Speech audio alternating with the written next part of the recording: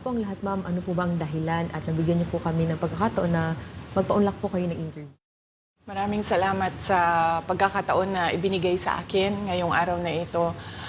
Nagpa-interview ako dahil gusto ko na malaman ng taong bayan at ma-explain sa taong bayan kung bakit hindi ako sumasagot sa question and answer sa budget hearing ng Office of the Vice President para sa budget proposal namin 2025. Gusto ko kasi na maintindihan ng taong bayan saan ba ako nanggagaling.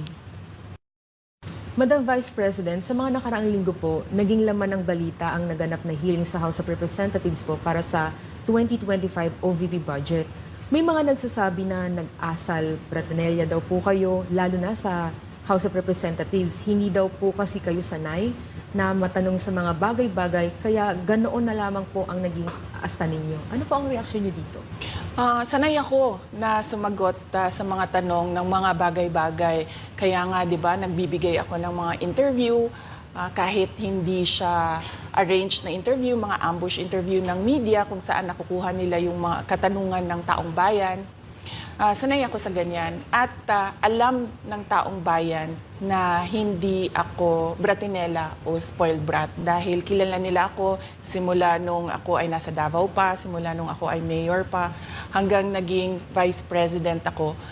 Kilala ako ng taong bayan na hindi ko inaabuso ang aking power at ang aking authority sa lahat ng mga opisina na nahawakan ko.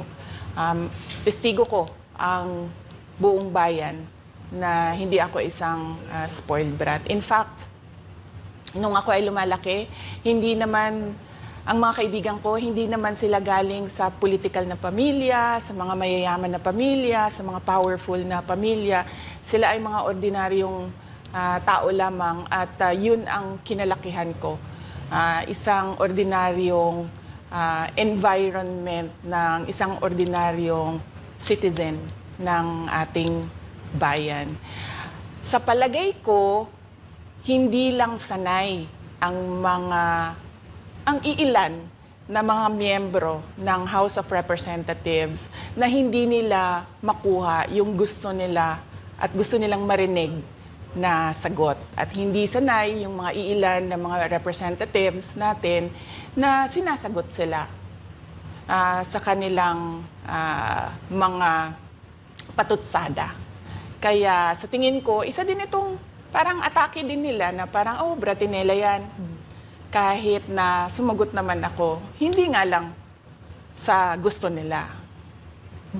Kaugnay dyan, Madam Vice President, dito sa budget hearing, naniniwala po ba kayo na may kapangyarihan talaga ang Kongreso na busisiin ang budget po ng bawat ahensya ng gobyerno?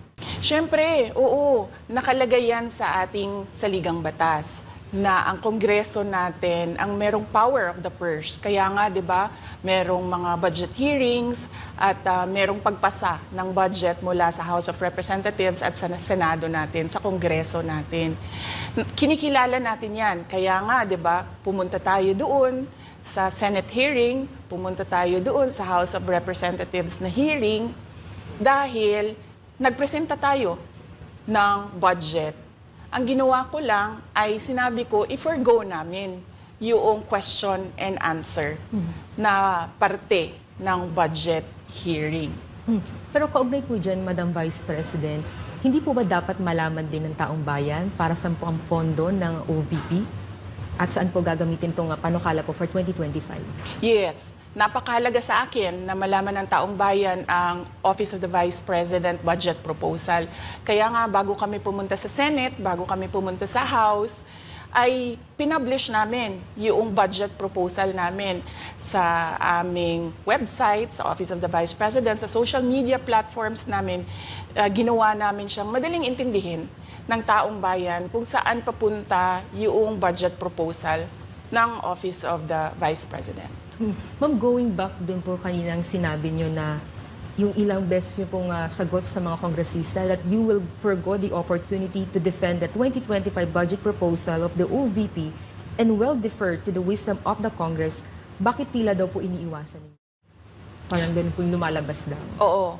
Kasi sinasabi ko pa ulit-ulit yon na sinasabit namin sa Congress ang budget ng Office of the Vice President at iniiwan namin sa Kongreso ang desisyon kung ano ang gagawin nila para sa Office of the Vice President. Kaya fino-forgo na namin yung question and answer. Unang-una dahil nakikita namin na ginagamit siya ng ibang mga miyembro, iilan na mga miyembro ng Kongreso para umatake sa akin dahil hindi kami magkasama sa politika. At pangalawa, kasi ang budget ng Pilipinas ay hawak lang ng 2 tao.